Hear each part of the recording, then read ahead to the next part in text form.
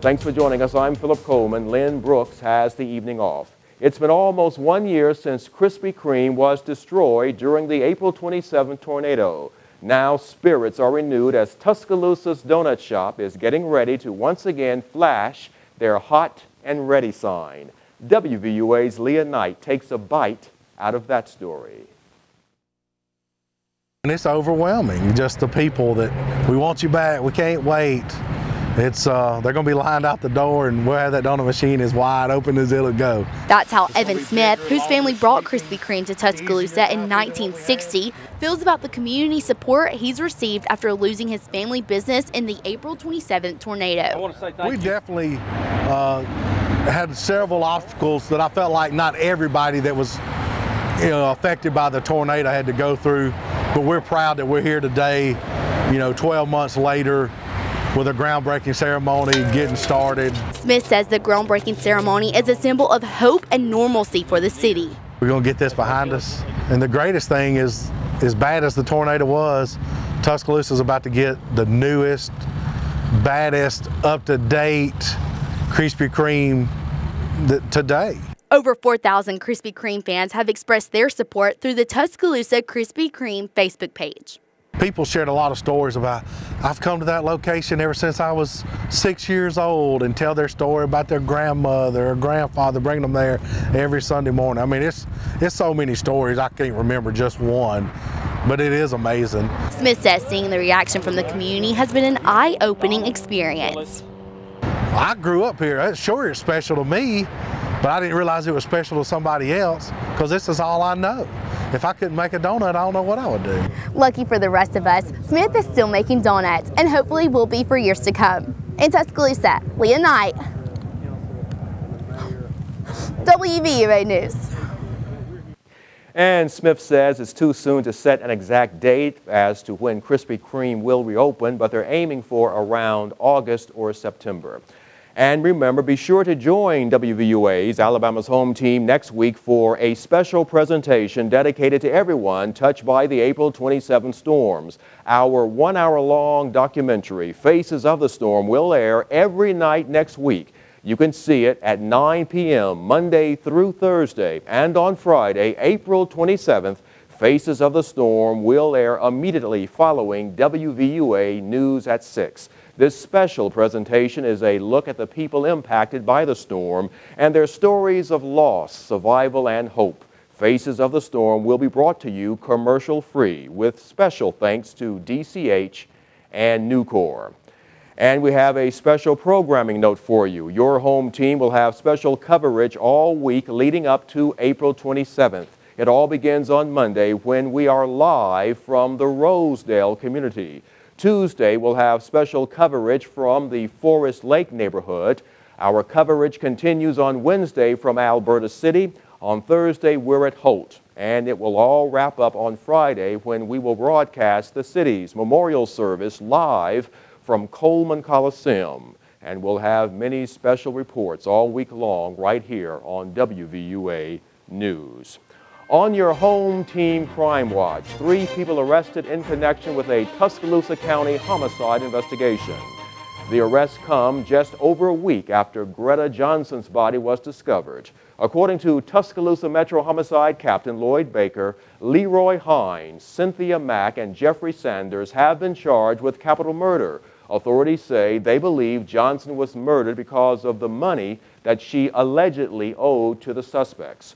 As we have reported, Johnson's body was discovered in a mobile home off Sanders Ferry Road. According to Metro Homicide Captain Lloyd Baker, Johnson died as the result of blunt force trauma. New at 6, today is Earth Day, a day to remember the importance of keeping our area environmentally healthy. Members and friends of the Tuscaloosa Sister Cities International Organization hosted a spring greening. They worked on the Narashino Grove near downtown Tuscaloosa. Volunteers trimmed cherry trees and picked up trash to help keep Tuscaloosa clean and green. Officials planted 3 Yoshino cherry tree saplings. There are cherry tree celebrations all throughout Japan, and I believe that was the thought that was to be shared with the United States when all of the trees were shared 100 years ago from Japan to the United States. And the year 2012 marks the centennial celebration of the gift of cherry trees from Japan to the United States. And if you've got a green thumb and are looking for new plants to add to your home, then Hillcrest High School may have just the thing for you. Today, Hillcrest High School kicked off their 6th annual plant sale. The Tuscaloosa County Master Gardeners Association assisted the Hillcrest special needs students by providing the plants and teaching them the skills for working in a greenhouse. The organizers say the vocational training also teaches the special needs students social skills as well. Now, items that were on sale today were hanging baskets, tomatoes, peppers, and ferns. And shoppers appreciated the variety of the plants that were on sale.